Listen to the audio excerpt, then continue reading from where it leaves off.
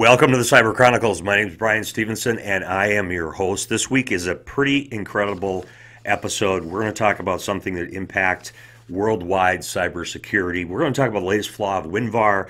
We're going to talk about TurboTax had some issues recently, and new attacks against 4G and 5G mobile networks. But the biggest story of the week, we're going to talk about the U.S. Cyber Command and what they allegedly did. So stay tuned. Also, we're going to have a little bit of fun this week. Every time we make a transition, see if you can tell what the differences are. Put your comments down below, and we will have a prize for people that have figured it out. We're just going to have one prize. Sorry, we're not rich. One prize for somebody who figures it out. Thanks so much, and let's get started.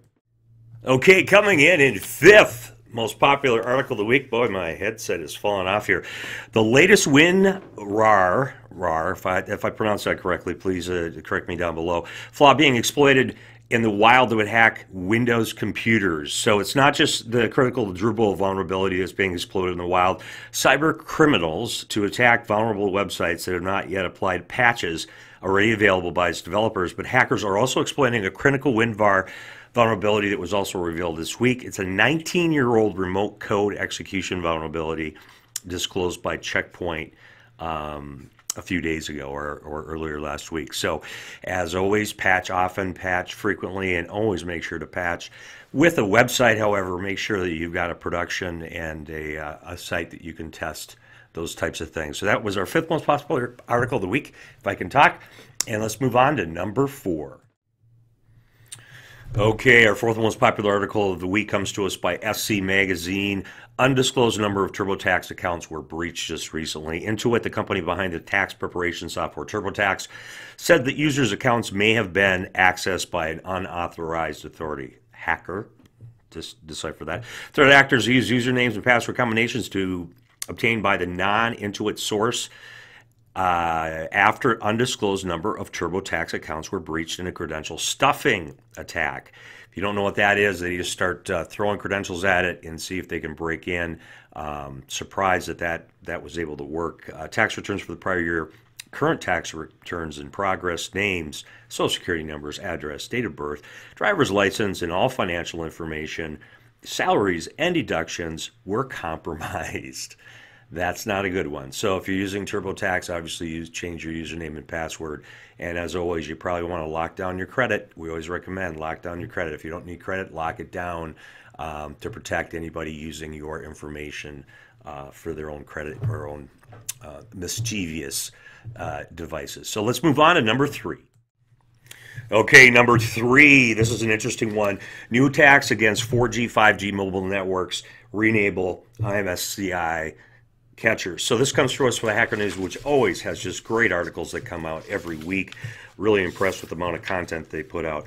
At the NDSS Symposium in 2019, a group of university researchers revealed newly discovered cellular vulnerabilities impact both 5G and 4G.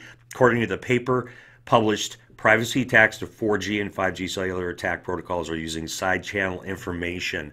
Using devices you may have heard of something like called Stingray to intercept users' phone calls and then track their location. So interesting article. We'll have the link below by the Hacker News. Let's move on to number 2.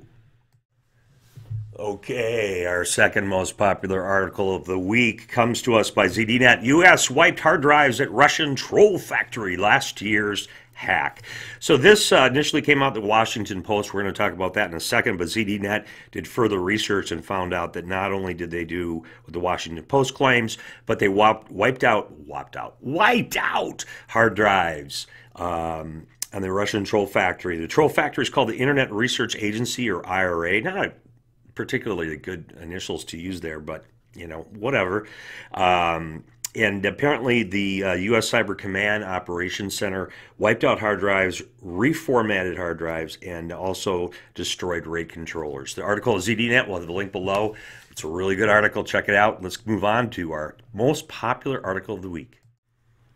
Okay, our most popular article of the week comes to us by the Washington Post. This is a bombshell. It was all over the Twitterverse, universe, internet, whatever the hell you call it. U.S. Command Center operation allegedly disrupted internet access for the Russian troll factory on the day of the 2018, midterms. This is a great article. You need to pick it up. Apparently, the U.S. military blocked internet access in the infamous Russian entity IRA. We just talked about that in our second most popular article. A warning that Kremlin's operations against the United States would not be cost-free. So it's very interesting. They basically took the IRA down. They shut them down. They have numerous sources in here that stated this is what happened.